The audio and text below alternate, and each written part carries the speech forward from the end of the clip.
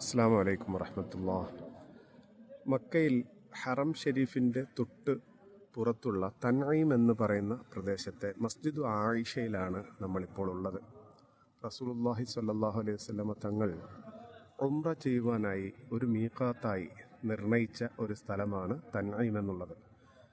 മക്കയുടെ പുറത്ത് പലയിടങ്ങളിലായിട്ട് മീഖാത്തുകളുണ്ട്. അവിടെ നിന്നാണ് ഹജ്ജിനും ഉംറയ്ക്കും വരുന്നവർ നിയ്യത്ത് ചെയ്ത് ഇഹ്റാം ചെയ്ത് വരേണ്ടുന്നത്.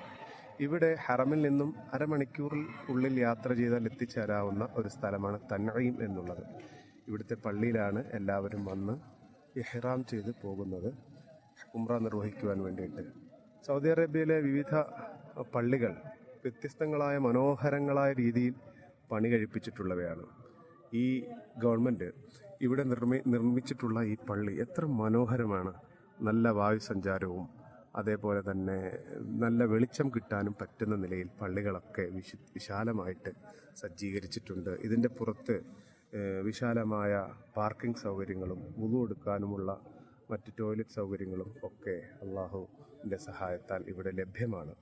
നമുക്ക് ഈ പള്ളിയുടെ മനോഹാരിത അതിൻ്റെ അകവും പുറവും ഒരുപോലെ ദൃശ്യമാണ്. ഇവിടെ നിന്നും മക്കയിലേക്ക് എത്താൻ 4 റിയാൽ കൊടുത്താൽ ഇവിടുത്തെ ഗവൺമെൻറ്റിൻ്റെ തന്നെ ബസ്സുണ്ട്.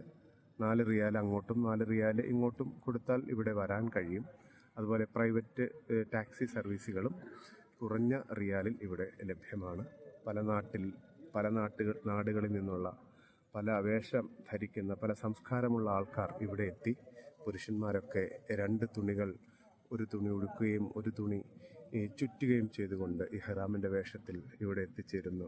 മനോഹരങ്ങളായ കാഴ്ചകൾ നമുക്കിവിടെ കാണാം. പലരെയും സലാം പറയാനും പരിചയപ്പെടാനും ഒക്കെ ഉള്ള ഒരവസരമാണ്.